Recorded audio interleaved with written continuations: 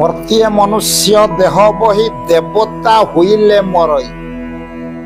ଆଜ୍ଞା ଭାଗବତରେ ପ୍ରମାଣ ଅଛି ଏ ମର୍ତ୍ତ୍ୟ ଧାମରେ ଜନ୍ମ ହେଲା ମାତ୍ରକେ ମୃତ୍ୟୁଟା ନିଶ୍ଚିତ। କେହି ଆଜ୍ଞା ଚିରଞ୍ଜୀବୀ ହୋଇ ରହିନାହାନ୍ତି ଏ ସଂସାରରେ। କେହି ରହିନାହିଁ ରହିବେ ନାହିଁଟି ଭବ ରଙ୍ଗଭୂମି ତଳେ। ସର୍ବେ ନିଜ ନିଜ ଅଭିନୟ ସାରି ବାହୁଡ଼ିବେ କାଳ ବଳେ। ତେବେ ଆଜି ଆଜ୍ଞା ଏ ପୁରାଣ ରହସ୍ୟ ମାଧ୍ୟମରେ ଏମିତି କଥା ମୁଁ ଉପସ୍ଥାପନ କରିବାକୁ ଯାଉଛି, ଆପଣ ଜାଣି ଆଶ୍ଚର୍ଯ୍ୟ ହେବେ। ଆଜ୍ଞା ଯୁଗ ହଉଛି ଚାରି, ସତ୍ୟ ଯୁଗ, ତ୍ରେତୟା ଯୁଗ, ଦ୍ୱାପର ଯୁଗ ଏବଂ କଳି ଯୁଗ। ଏ ଚାରି ଯୁଗରେ ଚାରିଜଣ ସ୍ୱଦେହରେ ସ୍ୱର୍ଗକୁ ଗମନ କରିଥିଲେ। ଯେଉଁ ଚାରିଜଣ ସ୍ୱଦେହରେ ସ୍ୱର୍ଗକୁ ଗମନ କରିଥିଲେ ସେମାନେ ପ୍ରକୃତରେ କିଏ? ଆସନ୍ତୁ ଜାଣିବା ପୁରାଣ ରହସ୍ୟ ମାଧ୍ୟମରେ। ସୁନ୍ଦର କଥା ମୁଁ ଆପଣ ମାନଙ୍କ ଆଗରେ ଉପସ୍ଥାପନ କରିବାକୁ ଯାଉଛି।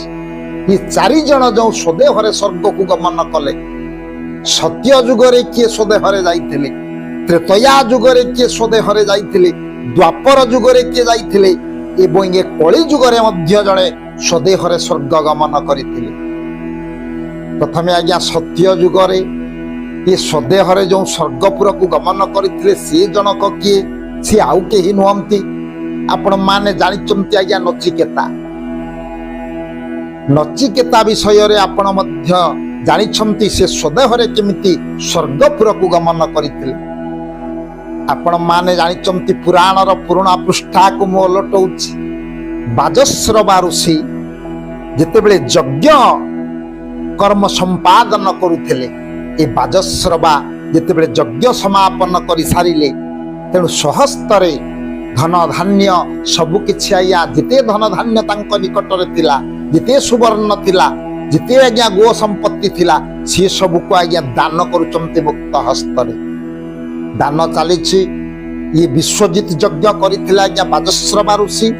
ଯଜ୍ଞ ସମାପନ ପରେ ଯେଉଁ ବ୍ରାହ୍ମଣ ମାନେ ଆସୁଛନ୍ତି ଦାନ ଗ୍ରହଣ କରିବାକୁ ଅକୁଣ୍ଠିତ ଚିତ୍ତରେ, ବାଜଶ୍ରବା ସେଦିନ ଆଜ୍ଞା ଦାନ ଦଉଛନ୍ତି ସେମାନଙ୍କ ହସ୍ତରେ।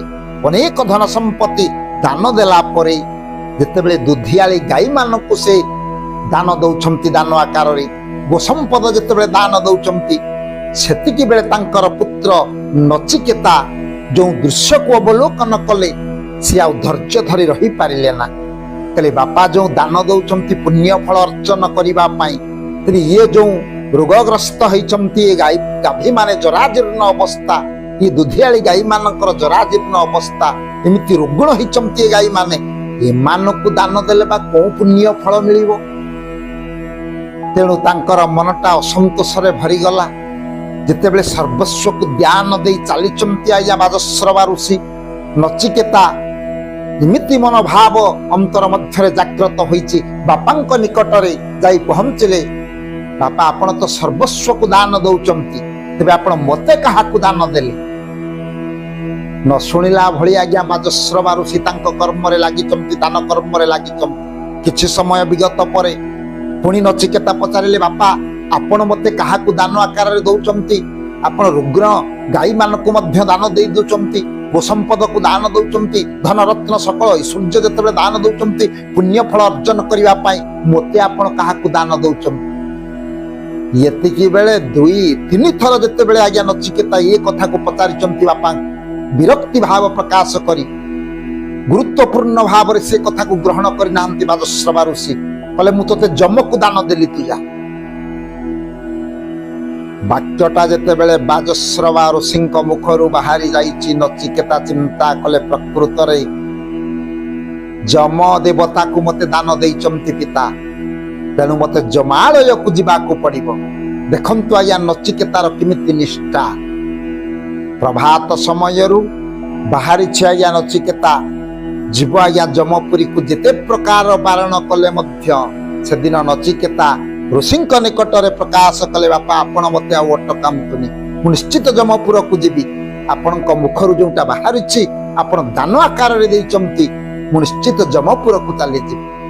କାହାରି ବାରଣକୁ ନ ମାନି ସେଦିନ ନଚିକେତା ସ୍ୱର୍ଗ ବା ଯମପୁରକୁ ଯିବା ପାଇଁ ଯେତେବେଳେ ବାହାରିଲେ, ଅନେକ ପଥ ଅତିକ୍ରମ କରିଗଲା ପରେ ଯାଇ ଆଜ୍ଞା ଯମପୁରରେ ପହଞ୍ଚି ଗଲେ ନଚିକେତା। ଯମପୁରରେ ଯାଇ ଯମଙ୍କ ଦ୍ୱାର ନିକଟରେ 3 ଦିନ ଆଜ୍ଞା ଜଗି ବସିଛନ୍ତି ଯମକୁ ଆଜ୍ଞା କେମିତି ଦର୍ଶନ କରିବେ।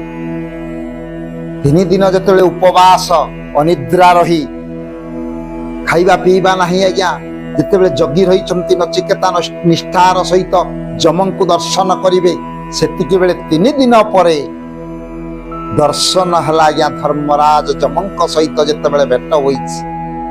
ଆମୂଳ ଚୂଳ ସମସ୍ତ ଘଟଣାକୁ ଖୋଲି କହିଲେ ଯେ ମୋ ବାପା ଆପଣଙ୍କୁ ଦାନ ଦେଇଛନ୍ତି, ତେଣୁ ମୁଁ ଆଜି ଆସିଛି ଯମପୁରକୁ, ଆପଣ ମତେ ଗ୍ରହଣ କରନ୍ତୁ। ଯେତେବେଳେ ଯମରାଜ ନଚିକେତା ନିକଟରୁ ଏତିକି କଥା ଶୁଣିଛନ୍ତି, ସସମ୍ମାନେ ନଚିକେତାକୁ ଆଜ୍ଞା ନିଜ ପୁରକୁ ନେଇଗଲେ ସ୍ୱୟଂ ଜନ୍ତୁପତି ଯମରାଜ। କହିଲେ ଧନ୍ୟ ଧନ୍ୟ ୟାର ନିଷ୍ଠା, ଏମିତି ସ୍ପଷ୍ଟବାଦୀ ଏ ପିଲା। ତେଣୁ ଆଜ୍ଞା ଯେତେ ପ୍ରକାର କିଛି ଦିନ ଅବସ୍ଥାନ କଲି ଯମପୁରରେ ରହିଗଲେ ନଚିକେତା। ତେଣୁ ନଚିକେତାର ଯେଉଁ ପ୍ରକାର ନିଷ୍ଠା, ଯେଉଁ ପ୍ରକାର ପିତୃଭକ୍ତି, ଏ କଥାକୁ ଯେତେବେଳେ ଯମରାଜ ଦେଖିଲେ ସନ୍ତୁଷ୍ଟ ହେଲେ ନଚିକେତା ଉପରେ। କହିଲେ ବାବୁରେ, ନିଶ୍ଚିତ ଭାବରେ ତୋତେ ପିତ୍ରାଳୟକୁ ଫେରିବାକୁ ପଡିବ ଏ ଯମପୁର ଛାଡି। ମୁଁ ତୋତେ ଯାହା ବର ମାଗିବୁ ନିଶ୍ଚିତ ଭାବରେ ମୁଁ ବର ପ୍ରଦାନ କରିବି। ବାବୁରେ ତୁ କଣ ମାଗୁଅଛୁ? ଏତିକି ବେଳେ ନଚିକେତା ପରିପ୍ରକାଶ କଲେ, ମତେ ହରାଇ ମୋ ବାପା ଯେଉଁ ପ୍ରକାର ଦୁଃଖରେ ଅଛନ୍ତି, ପ୍ରଥମ ବରଟେ ନଚିକେତା ଆଜି ଯମରାଜଙ୍କୁ ସନ୍ତୁଷ୍ଟ କରେଇ ସେଦିନ ପ୍ରଥମ ବର ପ୍ରାପ୍ତି ହେଲା। 3ଟି ବର ଯେଉଁ ମାଗିଲେ, କୋଉ ବର ପ୍ରାପ୍ତ ହେଲା ଆଜ୍ଞା ନଚିକେତାଙ୍କୁ? ପ୍ରଥମ ବରରେ ନଚିକେତା ସେଦିନ ମାଗିଲା, ମୋ ବାପାଙ୍କ ମନ ଯୋଉ ବିରସରେ ଭରି ରହିଛି, ମତେ ହରେଇ ମୁଁ ଯମପୁରକୁ ଚାଲି ଆସିଛି, ମୋ ବାପାଙ୍କ ମନରେ ଯେମିତି ସେ ଦୁଃଖ ଆଉ ରହିବ ନା, ମତେ ଦର୍ଶନ କରିବେ, ମୁଁ ଯେମିତି ତାଙ୍କ ନିକଟକୁ ଫେରି ପାରିବି, ମତେ ସେ ଦର୍ଶନ କରିବେ। ତଥାସ୍ତୁ ବୋଲି ଯମରାଜ କହିଛନ୍ତି। ଶେଷ ବରଟି ଆଜ୍ଞା 3ଟି ବର ପ୍ରାପ୍ତ ହେଲେ ନଚିକେତା ଶେଷ ବରଟି ମାଗିଛନ୍ତି। କହିଲେ ଯୋଉ ଜନ୍ମ ମୃତ୍ୟୁର ଚକ୍ର ଯୋଉ ଆଜ୍ଞା ଚାଲିଛି, ସଂସାର ମଧ୍ୟକୁ ଯିବ ଆସୁଛି, ଲୀଳା ସମାପନ କରୁଛି, ପୁଣି ଆଜ୍ଞା କାଳ ବଳରେ ବା ଯମ ପୁରକୁ ସେ ଫେରି ଯାଉଛି। ଇଏ ସୃଷ୍ଟିରେ ନିଜର ଲୀଳା ସମାପନ କରି ପୁଣି ଯମାଳୟକୁ ସେ ଫେରୁଛି। କହନ୍ତୁ ୟାର ତତ୍ଵଟା କଣ, ୟାର ମହାତ୍ମ୍ୟଟା କଣ? କଣ ତତ୍ଵ ୟା ଭିତରେ ଲୁକାୟିତ ଅବସ୍ଥାରେ ଅଛି? ଜନ୍ମ ମୃତ୍ୟୁ ଚକ୍ରରେ ଜୀବ ପଡୁଛି। ତେଣୁ ସେଦିନ ସ୍ୱୟଂ ଯମରାଜ ଜ୍ଞାନ ପ୍ରଦାନ କରିଛନ୍ତି ନଚିକେତାକୁ। ତେଣୁ ପ୍ରକୃତରେ ଆଜ୍ଞା ଇଏ ମହତ ଜ୍ଞାନକୁ ପ୍ରାପ୍ତ କରି, ଯୋଉ ଜ୍ଞାନ କି ନଚିକେତା ବୟସର ଶିଶୁ ପ୍ରାପ୍ତ ହବାର ସୁଯୋଗ ପାଇନଥିଲେ, ଆଜି ନଚିକେତା ସେ ଜ୍ଞାନକୁ ଆହରଣ କରିଛି ସ୍ୱୟଂ ଯମରାଜଙ୍କ ନିକଟ। ତେଣୁ ଯମରାଜଙ୍କ ନିକଟରୁ ବର ପ୍ରାପ୍ତ ହୋଇ ଫେରିଛି ଆଜ୍ଞା ନଚିକେତା। ତେଣୁ ମୋର କହିବାର ଉଦ୍ଦେଶ୍ୟ, ସତ୍ୟ ଯୁଗରେ ଏ ପୁଅ ନଚିକେତା ସ୍ୱଦେହରେ ସ୍ୱର୍ଗକୁ ଗମନ କରିଥିଲେ। ସତ୍ୟ ପରେ ଆସିଲା ତ୍ରେତୟା। ତେବେ ଏ ତ୍ରେତୟା ଯୁଗରେ କିଏ ସ୍ୱଦେହରେ ସ୍ୱର୍ଗକୁ ଗମନ କରିଥିଲେ ନିଶ୍ଚିତ ଭାବରେ ଜାଣିବା।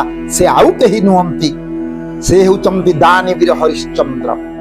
ଯେଉଁ ଦାନବୀର ହରିଶ୍ଚନ୍ଦ୍ର ସର୍ବସ୍ୱକୁ ଯେତେବେଳେ ସତ୍ୟବଦ୍ଧ ହୋଇଗଲେ, ସର୍ବସ୍ୱକୁ ଯେତେବେଳେ ଦାନ କରିଦେଲେ ବିଶ୍ୱାମିତ୍ରଙ୍କୁ, ଶେଷରେ ଆଜ୍ଞା ଯେତେବେଳେ ଦକ୍ଷିଣା ଦେବା ପାଇଁ ତାଙ୍କ ନିକଟରେ କିଛି ନାହିଁ, ଧନ ସମ୍ପତ୍ତି ସବୁ କିଛି ଶୂନ୍ୟ ହୋଇଯାଇଛି, ବିଶ୍ୱାମିତ୍ର କହିଲେ ଦକ୍ଷିଣା ବିନା କଦାପି କାର୍ଯ୍ୟ ସମ୍ପୂର୍ଣ୍ଣ ହେବ ନା, ଏ ଦାନର ମୂଲ୍ୟ କିଛି ରହିବ ନା। ସେଦିନ ସ୍ତ୍ରୀ ପୁତ୍ରକୁ ବିକ୍ରୟ କରିଦେଇ ଦକ୍ଷିଣା ପ୍ରଦାନ କରିଥିଲା ଆଜ୍ଞା ବିଶ୍ୱାମିତ୍ରଙ୍କୁ ଦାନବୀର ହରିଶ୍ଚନ୍ଦ୍ର। ତେଣୁ ଶାସ୍ତ୍ର ପ୍ରମାଣ ଦଉଛନ୍ତି, ତ୍ରେତୟା ଯୁଗରେ ସ୍ୱଦେହରେ ସ୍ୱର୍ଗ ଗମନ କରିଥିଲେ ସେ ହେଉଛନ୍ତି ଦାନବୀର ହରିଶ୍ଚନ୍ଦ୍ର। ଖାଲି ଏତିକି ନୁହଁ, ଦ୍ୱାପର ଯୁଗରେ ମଧ୍ୟ ସ୍ୱଦେହରେ ଜଣେ ସ୍ୱର୍ଗକୁ ଗମନ କଲେ। ଭାଗବତ ପ୍ରମାଣ ଦେଇଛନ୍ତି, ମର୍ତ୍ୟ ମଣ୍ଡଳେ ଦେହ ବହି ଦେବତା ହୋଇଲେ ମରଇ, କିନ୍ତୁ ସ୍ୱଦେହରେ ଗମନ କରିଥିଲା ଆଜ୍ଞା ଧର୍ମରାଜ ଯୁଧିଷ୍ଠିର ସ୍ୱଦେହରେ ସ୍ୱର୍ଗକୁ ଗମନ କରିଥିଲେ। ଯେତେବେଳେ ସ୍ୱର୍ଗକୁ ଗମନ କଲେ, କୋଉ ତପସ୍ୟା କୋଉ ସାଧନା ଥିଲା ଧର୍ମରାଜ ଯୁଧିଷ୍ଠିରଙ୍କ ନିକଟରେ? ତାଙ୍କ ନାମ ଥିଲା ଆଜ୍ଞା ଯୁଧିଷ୍ଠିର, ଯୁଦ୍ଧରେ ସ୍ଥିର। ତାଙ୍କ ଶରୀର ମଧ୍ୟରେ ଆଧ୍ୟାତ୍ମିକ ତତ୍ଵ ଅନୁସାରେ ଶରୀର ମଧ୍ୟରେ ତାଙ୍କର କୋଉଦିନ ସଂଗ୍ରାମ ଲାଗେ ନା ବା ଯୁଦ୍ଧ ଲାଗେ ନା, ଯୁଦ୍ଧରେ ସଦା ସର୍ବଦା ସ୍ଥିର।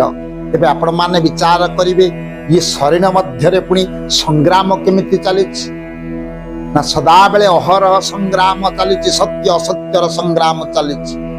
ତେଣୁ ପ୍ରକୃତରେ ଯୁଦ୍ଧ ସ୍ଥିର ହଉଛନ୍ତି ଯୁଦ୍ଧରେ ସେ ସ୍ଥିର, ଅର୍ଥାତ ଏ ପ୍ରକୃତି ସହିତ ଯେଉଁ ସଂଗ୍ରାମ ସଦାବେଳେ ଚାଲିଛି, ଇଏ ପ୍ରକୃତି ସହିତ ପ୍ରକୃତିକୁ ସେ ଜୟ କରିଥିଲେ, ନାରୀ ଶକ୍ତିକୁ ଜୟ କରିଥିଲେ ଆଜ୍ଞା ଧର୍ମରାଜ ଯୁଧିଷ୍ଠିର। ଆପଣ ମାନେ ପୁରାଣ ମାଧ୍ୟମରେ ମଧ୍ୟ ଶ୍ରବଣ କରିଛନ୍ତି ଦ୍ରୌପଦୀଙ୍କର ପାଦ ପୂଜା କରୁଥିଲେ ଆଜ୍ଞା।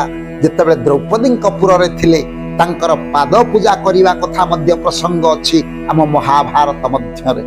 ତେଣୁ ପ୍ରକୃତରେ ମାତୃଶକ୍ତିକୁ ସେ କରାୟତ୍ତ କରିଥିଲେ ବା ଜୟ କରିଥିବାରୁ ସ୍ୱଦେହରେ ସେ ସ୍ୱର୍ଗକୁ ଗମନ କରିପାରିଥିଲେ। ଦେବୀଙ୍କର କରୁଣାରୁ ସେ ସ୍ୱଦେହରେ ସ୍ୱର୍ଗକୁ ଗମନ କରିଥିଲେ। ଯେଉଁଦିନ ସ୍ୱର୍ଗ ଦ୍ୱାର ନିକଟରେ ଦେବୀ କାଳିକା ଆଜ୍ଞା ପଞ୍ଚ ପାଣ୍ଡବକୁ ନେଇ ଯେତେବେଳେ ଧର୍ମରାଜ ଯୁଧିଷ୍ଠିର ଯାଉଥିଲେ, ସମସ୍ତଙ୍କର ଦୃଷ୍ଟିରେ ଆଜ୍ଞା ସମାନ ହୋଇପାରି ନଥିଲା, କେବଳ ଧର୍ମରାଜ ପରୀକ୍ଷାରେ ଉତ୍ତୀର୍ଣ୍ଣ ହୋଇଥିଲେ। ସେଇଥିପାଇଁ କାଳିକା ସେଦିନ ଏ ଗୋଟିଏ ପୁଅ ପରୀକ୍ଷାରେ ଉତ୍ତୀର୍ଣ୍ଣ ହେଲା ବୋଲି ସିଏ ମଧ୍ୟ ପ୍ରକାଶ କରିଥିଲେ। ତେଣୁ ଧର୍ମରାଜ ଯୁଧିଷ୍ଠିର ଦ୍ୱାପର ଯୁଗରେ ସ୍ୱଦେହରେ ସ୍ୱର୍ଗ ଗମନ କରିଥିଲେ। ତେବେ ଜାଣିବାର ବିଷୟ ହେଉଛି କଳି ଯୁଗରେ ମଧ୍ୟ ଜଣେ ଏମିତି ରାଜା ଥିଲେ, ସିଏ ମଧ୍ୟ ପ୍ରଭୁଙ୍କ କରୁଣାରୁ ସ୍ୱଦେହରେ ସ୍ୱର୍ଗକୁ ଗମନ କରିଥିଲେ। ସେ ଆଉ କେହି ନୁହନ୍ତି, ଆପଣ ମାନେ ଜାଣିଛନ୍ତି ଯେତେବେଳେ ମନ୍ଦିର ପ୍ରତିଷ୍ଠା କର୍ମ, ଦେବତାଙ୍କୁ ପ୍ରତିଷ୍ଠା କର୍ମ, ଜଗନ୍ନାଥ ବଳଭଦ୍ର ସୁଭଦ୍ରାଙ୍କୁ ପ୍ରତିଷ୍ଠା କରେଇ ରାଜା ଇନ୍ଦ୍ରଦ୍ୟୁମ୍ନ ଯେତେବେଳେ ବର ପ୍ରାପ୍ତି ହୋଇଥିଲେ, ଯେଉଁ ବର ମାଗିଲେ ଆଜ୍ଞା ସବୁଦିନ ପାଇଁ ତାଙ୍କ ବାକ୍ୟଟି ଆଜ୍ଞା ସ୍ୱର୍ଣ୍ଣାକ୍ଷରରେ ଲିପିବଦ୍ଧ ରହିଛି ପୁରାଣ ମଧ୍ୟରେ। ଆପଣ ଆଶ୍ଚର୍ଯ୍ୟ ହେବେ, ସେଦିନ ଯେତେବେଳେ ବେଦପତି ବ୍ରହ୍ମା ଆସି ମନ୍ଦିର ପ୍ରତିଷ୍ଠା କର୍ମକୁ ସମାପନ କଲେ, ପ୍ରସନ୍ନ ହୋଇଗଲେ ଦେବଦେବ, ଦେବତା ମାନେ ସନ୍ତୁଷ୍ଟ ହୋଇଗଲେ। ସ୍ୱୟଂ ପ୍ରଭୁ ଆଦି ମୂଳ ଆଦି ଅନାଦି ପୁରୁଷ ଯେତେବେଳେ ପ୍ରଭୁ ପ୍ରସନ୍ନ ହେଲେ, ହେ ଇନ୍ଦ୍ରଦ୍ୟୁମ୍ନ ତମେ ଆଜି ବର ମାଗ, ଯାହା ମାଗିବ ତମକୁ ନିଶ୍ଚିତ ଭାବରେ ପ୍ରାପ୍ତ ହେବ। ପ୍ରସନ୍ନ ହେଇଥିଲେ ସେଦିନ ପ୍ରଭୁ। ଯେଉଁ ବର ମାଗିଲେ ଆପଣ ଆଶ୍ଚର୍ଯ୍ୟ ହେବେ, କହିଲେ ହେ ପ୍ରଭୁ ଯେତେବେଳେ ଆପଣ ପ୍ରସନ୍ନ ହେଇଛନ୍ତି, ଆପଣ ଏଇ ବର ପ୍ରଦାନ କରନ୍ତୁ, ମୋ ବଂଶରେ କେହି ଯେମିତି ଜଣେ ହେଲେ ଜୀବିତ ରହିବେ ନା। ଆଜିଠାରୁ ଏ ଧରାବକ୍ଷରୁ ମୋ ଅନ୍ତେ ଏ ବଂଶଟା ମୋର ଯେମିତି ବୁଡ଼ିଯିବ, କେହି ମୋର ପୁଅ ନାତି ଏ ଧରାବକ୍ଷରେ ଜୀବନ ଧରି ଆଉ ବଞ୍ଚିବେ ନାହିଁ।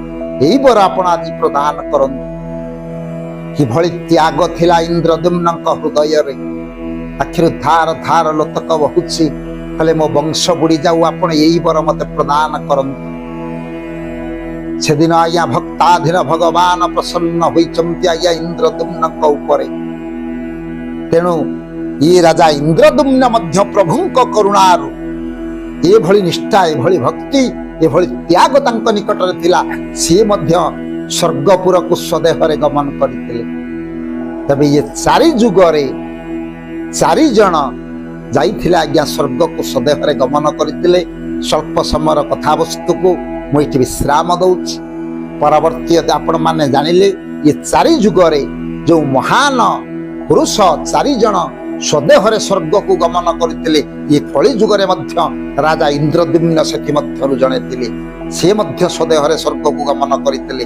ଦ୍ୱାପର ଯୁଗରେ ଧର୍ମରାଜ ଯୁଧିଷ୍ଠିର ସ୍ୱଦେହରେ ସ୍ୱର୍ଗକୁ ଗମନ କରିଥିଲେ। ତ୍ରେତୟା ଯୁଗରେ ଦାନବୀର ହରିଶ୍ଚନ୍ଦ୍ର ସ୍ୱଦେହରେ ସ୍ୱର୍ଗକୁ ଗମନ କରିଥିଲେ। ସତ୍ୟ ଯୁଗରେ ନଚିକେତା ସ୍ୱଦେହରେ ସ୍ୱର୍ଗକୁ ଗମନ କରିଥିଲେ। ସ୍ୱଳ୍ପ ସମୟର କଥାବସ୍ତୁକୁ ମୁଁ ଏଠି ବିଶ୍ରାମ ଦଉଛି। ପରବର୍ତ୍ତୀ ଅଧ୍ୟାୟରେ ଆଉ ଗୋଟିଏ ସୁନ୍ଦର କଥାବସ୍ତୁ ନେଇ ଆପଣ ମାନଙ୍କ ଆଗରେ ମୁଁ ଉପସ୍ଥାପନ କରିବି। ସେ ସର୍ବେ ଭବନ୍ତୁ ସୁଖୀନା, ସର୍ବେ ସନ୍ତୁ ନିରାମୟା, ସର୍ବେ ଭଦ୍ରାଣି ପଶ୍ୟନ୍ତୁ,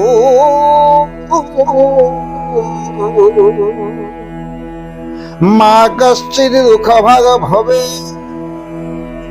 ओम शांति, ओम शांति, ओम शांति।